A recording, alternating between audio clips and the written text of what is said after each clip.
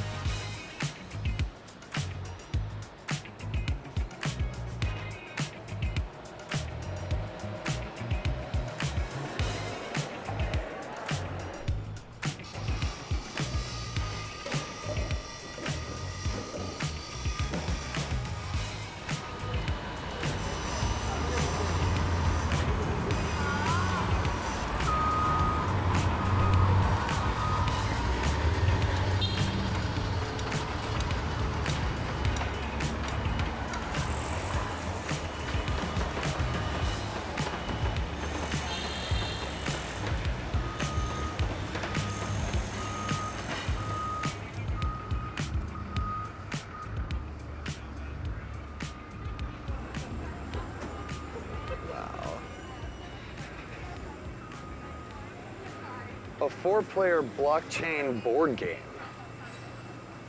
I wonder what that's about. It's a Polygon game that we made. Hi. Can you tell me about a 4-player blockchain board game? Yeah, so like you have your board games. So we have made a Polygon blockchain board game. Cool. So that's how you can play it with 4 players. That's how the game setup looks like. Okay. And this is how you play. So it's basically a business game how you play. Okay. But that's a blockchain one. Cool. Yeah. You can learn it how you do it. Got it. Yeah, I've never heard of a blockchain board game before. This is pretty cool. And this whole setup reminds me of like a late 80s living room or something. The whole idea was to have your grandma's basement setup. Your grandma's basement. Yeah. Oh my God, there's a Game Pro. There's a bunch of Game Pros. Wow, and a floppy disk? I can't remember the last time I saw a floppy disk. Oh my God. I had these issues. I subscribed to Game Pro when I was a kid. This is wild. I may have just dated myself, but that's okay. You're really scratching that nostalgic itch. Yeah, absolutely. And you should watch this. Okay. Yeah, that's the old one. So you put it on your eyes and you click the button. Oh, cool. Wild card. Champions Ascension. These look awesome. And the guy who designed everything, the people, that's Blake. I want you to meet Blake. Oh, yeah. Blake. Oh. Hi. Hey. My name's AJ. I'm with ESR 24/7 Esports Network. What's going on? We're just kind of walking around and stumbled upon this booth, and the grandma's basement aesthetic is amazing. The biggest moral of the story is reminding people that the game experiences that we know and love are on their way to being a book on the shelf or a magazine we subscribe to. So although some of the games take a long time to produce, and we can show trailers and we can show things here and there, especially like with blockchain games. Sure. They're well on their way, and like we've been here before with like mobile gaming, with like internet, anything, right? So it's like, let's all just remind ourselves of like where something started, right? And like not freak out so much that there's NFTs a part of this game, right? And then everything's gonna have its growing pains too. Like everything, you got to stumble a little bit before you can walk. Yeah. So what do you think is like the biggest hurdle facing Web3 games right now? Like, what is intimidating a lot of people? From my personal experience, I think it's you're taking and giving, I don't know, like ownership to individuals or, game assets or all that kind of stuff. I think the technology is going to be a little bit hard to add into whatever you're doing, and so why complicate your life when you don't need to? Right. But then there's just like, I don't know, I feel like people in the industry have been fooled before, so they don't want to be fooled again. Right. So it's sort of like... It's like they've been hurt too many times. Exactly, yeah, and I understand that. Yeah. I think we can just get people excited about people who are wanting to build those kinds of games. Right. Put together some sort of information about, I don't know, playbook, something like that. And if you want to do it, you can. If you don't, like, cool. We all just want to play fun games and like have a good time. So. It seems like the common theme here is that it's still all about the gaming experience. Exactly, it's about connecting with people. Yeah. It's about a fun multiplayer experience, a fun single player experience. Yeah. And yeah, like Web3 has a lot, like it's had its stumbles recently, but that's part of what pushing boundaries is all about. Yeah, and I think a lot of people, especially in the Web3 space, they know that those hurdles happen. Right. And a lot of the games that we're going to be featuring here in the booth have different use cases for how they incorporate Web3. Yeah. So there will be all sorts of different games that we get to play and go dive deeper into why do we make that choice? Right. What does that actually mean for this game? Because I like playing the game, but I don't even really realize how Web3 is in this. So. Right, which might make it a little bit less intimidating for people who are like, Web3, oh my God. Exactly, yeah, like Wildcard's a big shout out because like there's hard packs and collecting characters and being able to summon those characters like within the game. Mm-hmm. It'll be really cool because the more you play, the like better your characters are gonna get, just like any card game.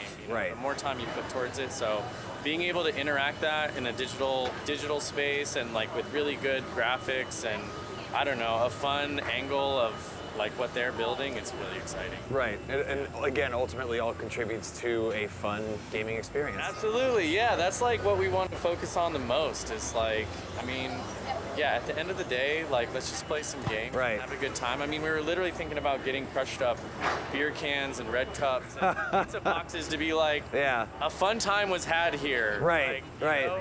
Or we may just bring pizza and beer, don't tell anybody. Yeah, I don't think anybody's watching, so I think it's okay.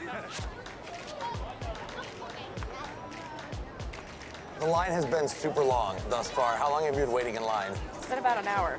An hour, all right. Same for you? Yeah, that's about right. Okay, so what brought you out to GDC 2023 this year? What are you most looking forward to? I'm actually giving a talk for the first time, so I'm really excited. Amazing. What are you talking on?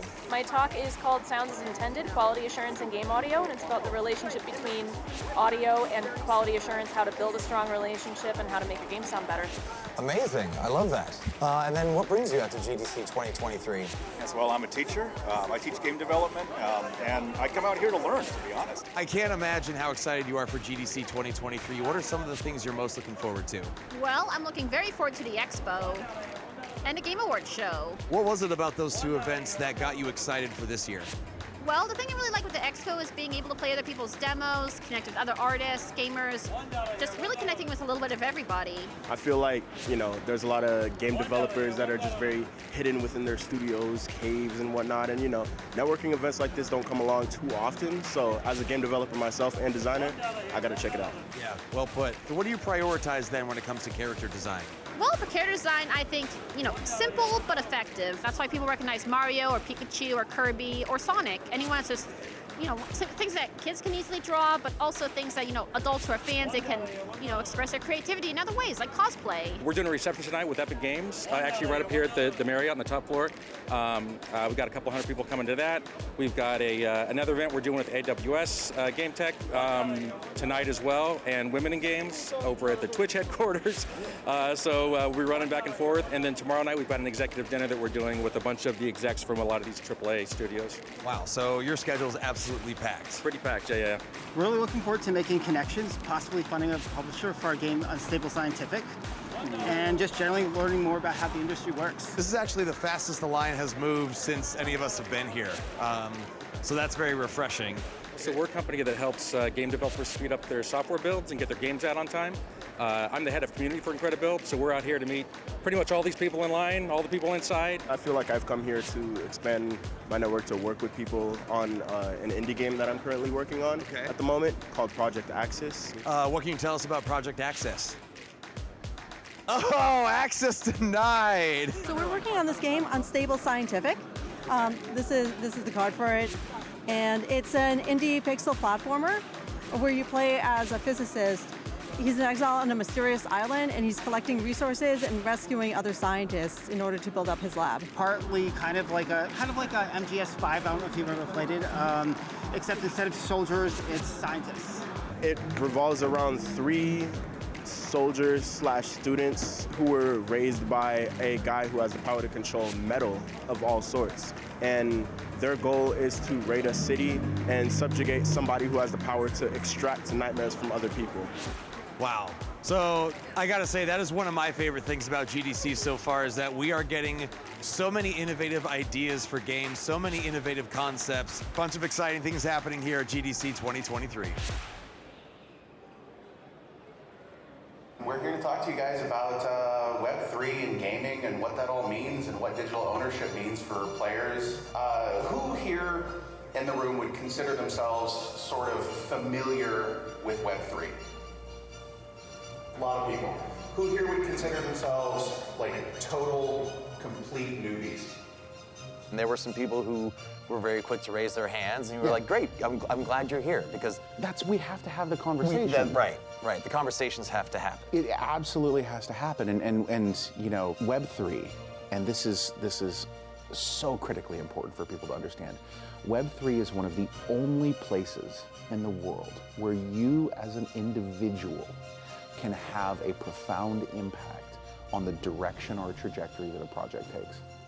No, it is impossible for most people to influence a game in the Web 2 world. Like, you can believe whatever you want about a game, and there's just no way for your voice to be heard. But in the Web 3 space, you know, with all of these games, with early playtests, we have developers coming into the Discord, hanging out with the community. And we have the best community. And they will exhaustively work on an idea, and they're like, look at this thing, this is an idea that I have, what do you think? And we love to take those, work them into the game, give it something special for the users. Web 1, where you're running a server under your bed, the terrible modem that makes all the weird clanky noises. It sounds like a Looney Tunes cartoon every time you try to send an email. Everybody remembers that. We're just going to move forward and ignore the fact that I'm old, okay? Web 2, on the other hand, is taking this gigantic, disparate, initially extremely decentralized infrastructure that was the early internet and centralizing it, bringing in tons of services, creating monolithic stacks that run basically everything. This is where you get your Amazons, your Facebooks, your Googles, all of that. And in Web 2, you're the product. Web 3, a little bit of a return to the sort of original raw Web 1 state, where everything becomes more and more decentralized. Here at GDC, there are a lot of people who aren't huge fans of Web 3. The majority of the people that we've talked to are beginning to understand that Web3 gaming isn't about NFTs. Web3 gaming isn't about PFP projects and, one of 10,000 mints of cartoon animals. Right. It's about ownership and freedom for the users. What has been your favorite part of the show so far? It's the beginning. I enjoyed the lines. Yeah, I'm a big fan of standing in lines, multiple lines. I'm a 2-line type person. Two-line. It's just joking. Yeah. The people obviously, right? The community that is around this entire event, and the fact that here is a an event where people come from all around the world to celebrate the art of creating amazing games. You know, all of us are here because we love games. And games are one of the most fundamentally human things that we have since the earliest dawn of time. You know, gaming has been part of what makes people people. This is a game called Spider Tanks. Spider Tanks is made by a company in the Netherlands called Game Media. They primarily handled the game side of stuff, and we handle the tokenomics side of things. The whole idea is to destroy the other tanks. Now, typically, you would do this in a cooperative 3v3 match. Very, very well made. The environment's beautiful. Oh, dude, you gotta see the rest of it. Like, I think I can go and show you some practice maps. That'd here. be great. I love the art too. The art that they made is just phenomenal. I'm gonna go ahead and use this. This is a very heavy body, and I'm gonna go ahead. Water. Well, that's because of the skin. So this skin that's currently on, this is, I believe, a Coinbase skin, I want to say.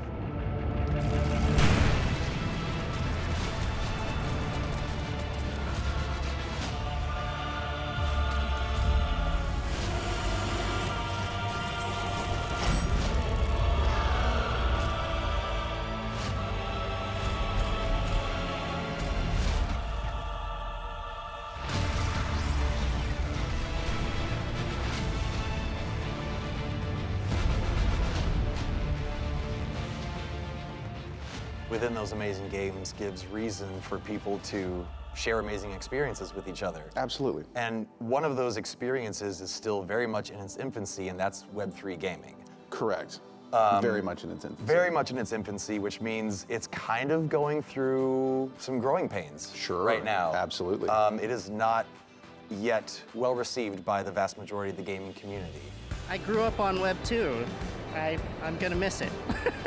Well, it's not necessarily going anywhere. It doesn't need to be one or the other. Are you excited? Are you hesitant? I would definitely say hesitant. I was skeptical first hearing about it, and definitely there's lots of like events and talks and things that I've been a little bit like, not really sure if this is gonna go well. It's a brand new kind of world we're moving into, and I've not fully dived into kind of what that world looks like, but I know and I'm excited to see where this goes and yeah, where it takes us. You know, gaming could be completely different in the next, you know, few years. In fact, tomorrow it could be a massively different universe. So very excited to see where this goes. And yeah, I have no real feelings towards it yet, other than who knows. What do you feel like is the biggest roadblock that's keeping a lot of gamers from embracing Web3 the way that you would want to see it embraced?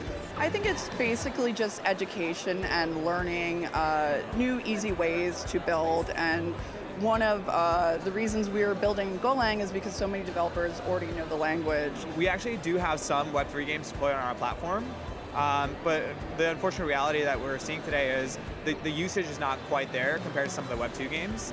Players want to come play a game because it's fun, not because they really want to earn a coin. So, you know, if the Web3 ecosystem starts to really focus on the content more, rather than the tokenomics first, I think they really have a good shot. Have you given any thought to examining that space as a possible future for Roblox? Anything's possible, but we really haven't put a lot of thought into it yet. Okay. We're heads down in Roblox right now. That's our world right now. So yeah, really haven't put a lot of thought into it. The problem with Web3, like I played a lot of EverQuest because I'm 41 years old, and I used to buy and sell items in EverQuest to make money while I was in college. So of course I love the concept of being able to capture that value and take it off the game and do other things with it. I love the concept. How do you use Web3 in a way that is going to be a benefit to the customer? And from the development, I don't have a good answer for that. And from the developer standpoint, not only now, if I'm going to use this Web3 tech, not only do I have to answer the question for how is that Web3 tech going to deliver value to the customer, but how am I going to make a game that's engaging? And it's already very hard to make an engaging game, let alone to answer the question about Web3. Really, typically like with technology, I almost feel like the Web3 conversation is backwards. You want to like have a really great product, and the customer doesn't care about how you make that product. that don't care about whether it's Web3. Some perhaps enthusiasts care, I guess, but mass market, my mom doesn't know what Web3 is, right? So it has to deliver a unique experience to the customer. That's the only thing that matters, not the technology. Who cares what the technology is? The technology that underlied Stadia was incredibly interesting, but it kind of sucked from the customer experience standpoint. So it doesn't matter how interesting the technology is. Right. What needs to be pushed to the forefront to make Web3 games as, not necessarily as attractive as Web2 games, because they're different. They're. Do they have to be though? They don't necessarily have to be. So that's the question, right? I mean, like at the end of the day, you want to have games. Right. You want to have a fun gaming experience. That's it. Right. And this is the big problem with Web3 quote unquote gaming, right? Yeah. Most Web3 games aren't games. They're very, very poorly disguised money machine simulations. And justifiably people in the game making space look at this, look at a game and say, well, that's a terrible game. I would never play that game. If it's a game that you play only because somebody pays you to play it, then it's not a game, it's a job. Right. And so there's a lot of criticism that is brought up because of this. The focus for Web3 gaming needs to be the games. And that's what at Gala, that's what we're all about. We're all about the game, we're all about the music, we're all about the film, we're all about whatever the specific thing that we're digging in on, it's all about that. Yeah. And everything else is just the pieces that are necessary to get us there. You know, we have Web3 gaming in which you own your assets.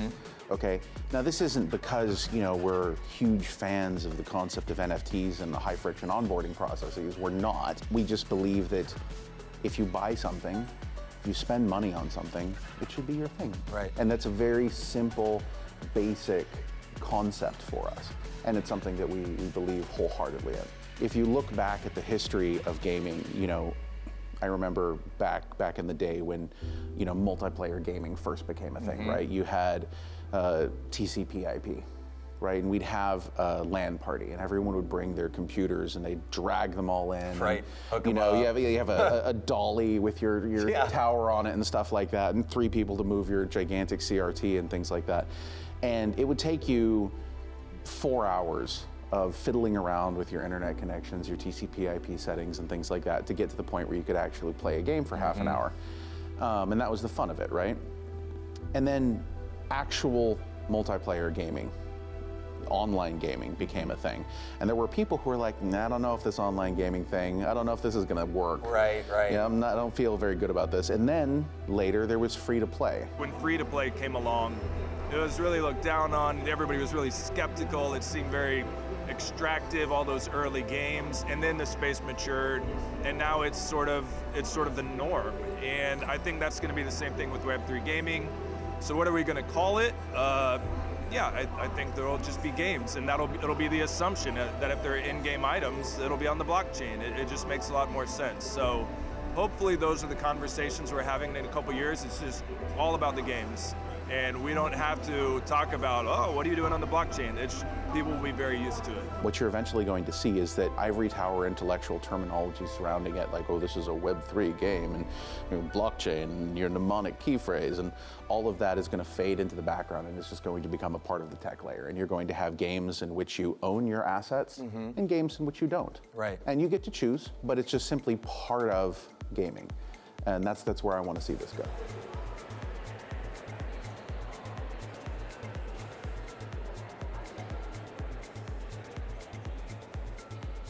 What is the favorite thing you've seen at GDC so far? So like, could be a game, could be an experience, maybe a panel, a speaker, could be anything. Honestly, the Double Fine Boss, AI Boss Summit was really fun.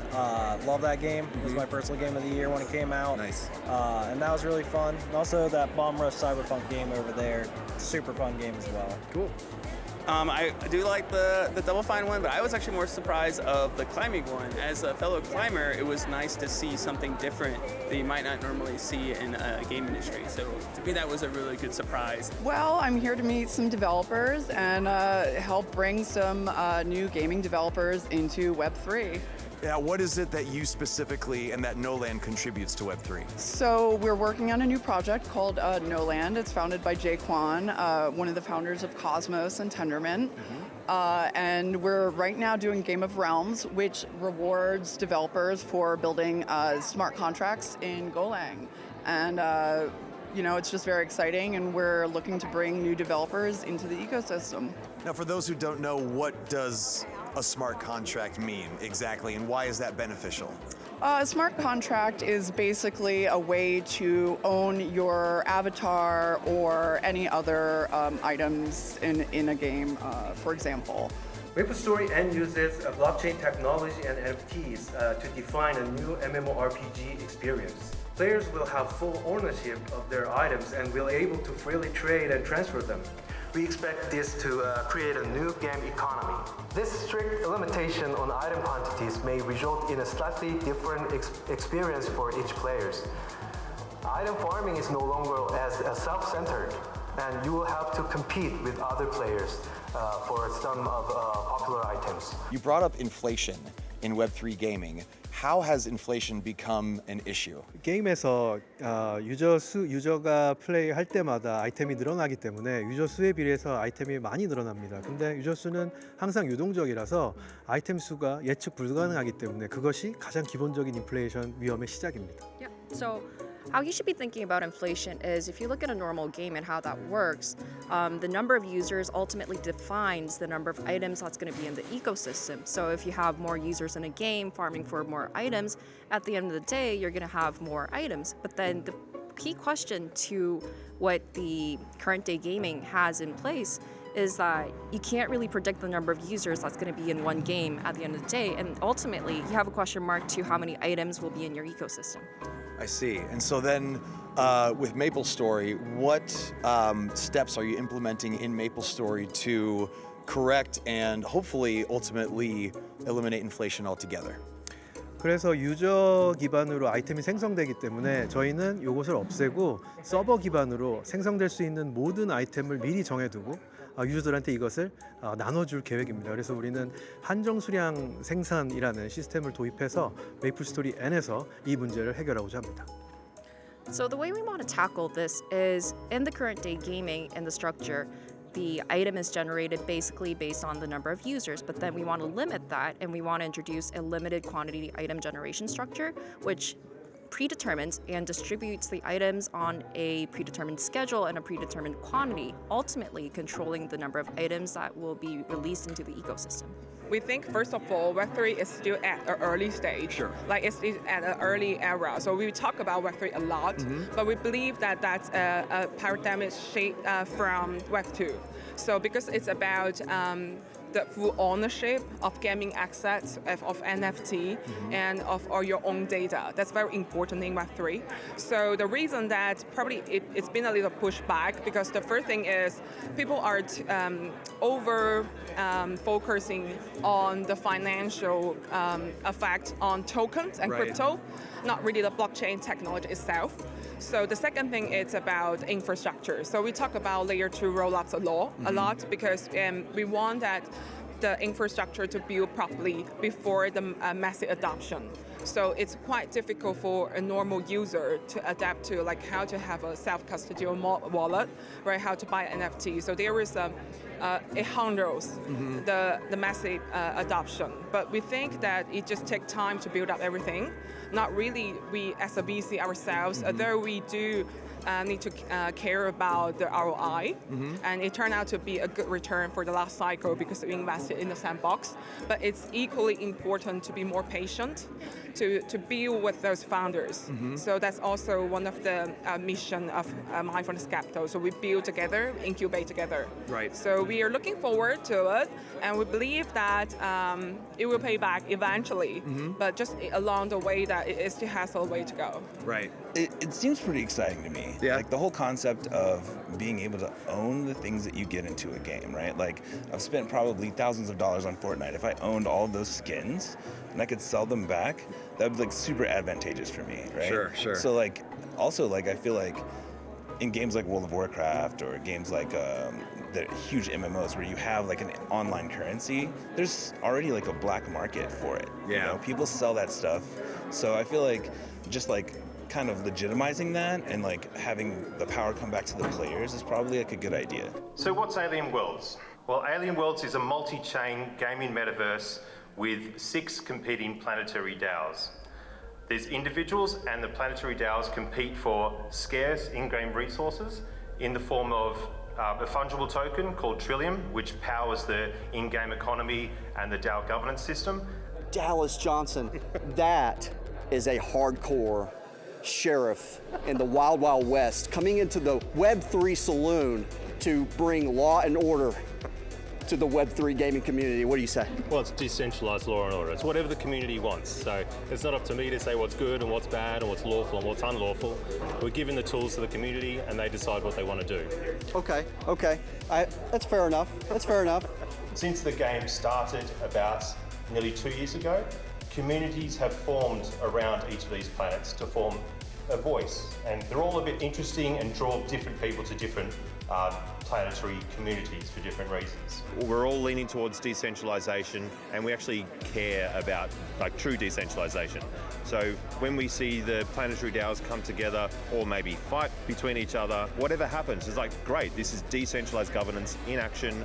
It's we're hands off, whatever happens, as long as it's, you know, within the realms of the law, was like everything's free play, go for it. Right. Now, Web3 is still a very young space. What makes Alien Worlds let me see if I got this right, the most popular Web3 game based on daily active users as measured by DatRadar? Yeah, that's spot on. So popular, I guess it's because all our business logic is actually on-chain. A lot of games say, we'll put some NFTs on-chain, put some assets on-chain. The problem with that is that if the game was to go out of business or something was to break or disappear or something like that, then effectively your assets disappear because you don't have any utility for them. So our focus is to say, we'll put the assets on-chain. That means, of course, you can use them within our game, but it also means that any other builders or developers or community members out there can build new use cases for those assets and reuse them in their game and just recycle the whole thing in a very public way. We take that approach with the NFTs, with the non-fungible assets, and of course with the governance as well. So we've got 6 planetary DAOs now, but the way it's architected is that we want to scale that out so there could be thousands or many thousands of permanent DAOs or temporary DAOs, and just find really interesting, amazing use cases for DAOs. Yeah. What have you found to be the biggest source of resistance for people who are just kind of locked into their Web 2 space and they're hesitant or, just really not necessarily super thrilled about exploring that Web3 space? That's a great question. I think a lot of people have really bought into the idea that the Ethereum virtual machine is the only way forward, and if you want to go into Web3, of course you're going to write all your smart contracts in Solidity and you're going to be on either Ethereum, but if you want to be on a scalable chain, then you'll move to a layer 2 chain, which is also Ethereum compatible. So it's almost like they've just given into the fact that the Ethereum virtual machine is the only way forward. The technology stack we use is Antelope, and it's much more scalable, much more powerful, and allows us to do things on chain which you can't really do on these other chains. But because it's a sort of a minority space, and people are more drawn into the things with the funding, let's be honest. So if you go to some of these layer 2 chains, they're throwing grants around, say, come build your Web 2 game on here and we'll give you $1 million to build in our space. I'm like, well, that's great, but are you really thinking of the users? Are you thinking of your short-term dev funding requirements? So in our case, we're really thinking of the users. A lot of games have lots of transactions inside of those games. So games like some of the more popular ones are DeFi Kingdoms or Sunflower Farmer. These games have lots of on-chain activity, which means that every time you cast a line in DeFi Kingdoms and you catch a fish, that's actually an on-chain transaction. And in the previous generation of how the tech was built, you would have to just constantly click confirm in the wallet to approve these sort of things, which it broke the flow of the gameplay. and it desensitized players to things like phishing or security problems and stuff like that. So we're actually working together with the DeFi Kingdoms team, and our product allows the player to delegate an allowance in their wallet and to have a more seamless game experience that will skip those constant transaction pop-ups and things like that to improve the user experience. That's awesome. Yeah, it does kind of interrupt the flow of the game and takes the user out of the experience a little bit. We do the tracking of token assets, gain loss reporting, all these really important things that have to happen when you add digital assets and crypto and blockchain elements to your game. And you were telling me off camera that every time there's a transaction, they need you. Right. There's so many accounting and tax and bookkeeping requirements when you're transacting in crypto. Anytime you take a little fee or custody tokens on behalf of a player, it's probably an accountable event, and you need a software solution to track that. Right. And Bitwave is just that. That's what we do.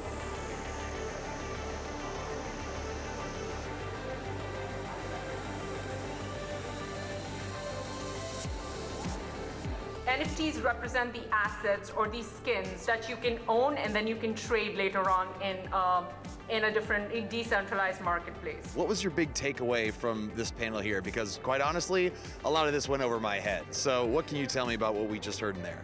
Right. Well, I think the biggest learning here is that there's a bunch of huge companies doing a lot of interesting infrastructure work. And so it's really up to the developer to choose what is the most interesting infrastructure to choose. And it really depends on their main use case, on what they're going to be most useful for them, right? Now, what do you think is going to be the most useful case for Web3? Because as we discussed off camera, there's been a lot of pushback from a lot of the gaming community. They're not necessarily quick to embrace it. What do you think they need to know to make them a little bit more inclined to give Web3 gaming a chance? Right, I think the biggest learning here is that people is already spending a ton of money in gaming already. So first we need to try it, and I think this is the learning in most of these conferences as well and workshops. You should just implement it, do like some A/B testing and see if people see the value in it. As CTO, what are you personally most excited about when it comes to gaming in the Web3 space? Online gaming is the thing that is going to break it, specifically for blockchain games. Basically, because that's where most spending is already happening. And in single player, there's value in creating having ownership of the assets that you're collecting during the experience. But when you really spend money is when you want to show off to your colleagues and so on, and being like a social experience and part of your identity. So that's what I'm more excited about. Since the early days, we've really been able to help shape and build a lot of NFT ecosystem on Arbitrum, and so that's been an important part of our story. I think we're 95% plus of all of the transactions on Arbitrum, and that's been super helpful to build on such a reliable solution like theirs. Yeah, it's amazing work with the Trezor team. We're the boring infrastructure side, but all the excitement and action is in their community. So let's have Karel talk about. Just got out of a panel. What were you looking forward to sharing with everybody? Yeah, really the journey, and we again launched September 2021. We've been building on Arbitrum. It's been an amazing home for us, but really to share how we did that, how we built a super engaged community, and ultimately what we think is the most vibrant, connected ecosystem for games that are building in Web3. Well, Trezor has brought over 100,000 gamers to Arbitrum. I want to ask if you can get a little bit more specific about why you think that happened, and then also dive into a little bit, what is it that makes that specific community so vibrant, so welcoming? Because more than anything else, the more I talk to people here at GDC, more than anything, it's about the community and sharing the joy of gaming with people. So I want to know what exactly makes Trezor so special in that regard. Yeah, absolutely. I mean, I think a lot of it is, capturing that zeitgeist of the Web3 movement. And, in a lot of ways, it's, really creating this identity that, has really resonated with a lot of the people. As that has happened, it's really kind of turned into this flywheel of game communities. You're really this the most passionate indie dev community and game and player community as well, aggregated together under one roof. And they're doing this because they're united through magic and Trezor. And so, there's this kind of culture of really kind of taking full ownership, contributing in different ways. They're creating arts, they're creating, and contributing to storytelling and lore for a lot of these games. And that's been a really kind of, pivotal moment for kind of that, initial wave of players to come. And now that that's sort of been bootstrapped, it's it's being led by great games that are building on Treasure. And any ecosystem is just a shell on its own without great content, without great players, and we have a lot of that that's really emerging through Treasure. Innovation marches forward and is always faced with resistance. Always. And that's what part of it is. And eventually, when you look at the first free-to-play games or the first multiplayer games, you're like, yeah, I don't know, that's not a very great implementation, but then the kinks get worked out and it becomes simply part of the game experience. Web3 has gotten this terrible reputation because of a lot of low-quality product that was deployed at the beginning of this entire Web3 adventure, okay?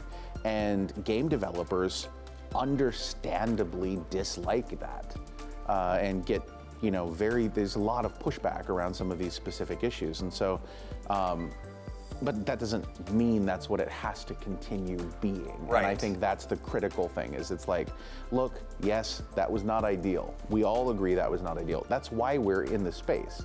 We're in the space because we looked at this and we're like, wow, that's really awful. Yeah. We can and should do better. And also, to your point earlier, how many amazing ideas and amazing advancements in gaming start out with those stumbles? Constantly. Like all of them? All of them. All of them. Literally all of them, yeah. So what would you say to somebody who's watching this and is still just not, I don't want to say sold, because you're not really trying to sell them on anything. Right. You're trying to give Web3 a chance. What I would say is, what should that optimum user experience be? Do you believe, at the end of the day, all other things being equal, that if you buy an item, you should own that item? If that is a thing that you believe, and not everyone believes that, by the way, but if you believe that, then all other things being equal, Web3 is a fantastic direction to move in. If, for whatever reason, you don't, we've had some conversations with some very large developers, and this was back before blockchain started percolating awareness a lot. We would have conversations with developers, and they'd be like, "So wait, we sell them a thing, and we don't get to sell it to them again?" It's like, okay, I understand where you're coming from with that. So it requires a different way of thinking, but ultimately, at the end of the day, it's what's best for the user. Right. It is, the user experience is paramount. Right. And it's tough to get people to change people's way of thinking about something when they've thought about it the same way for so long. So of course there's going to be pushback, there's going to be stumbles along the way, but that idea does make a ton of sense. If you buy something, it should be yours. Yeah.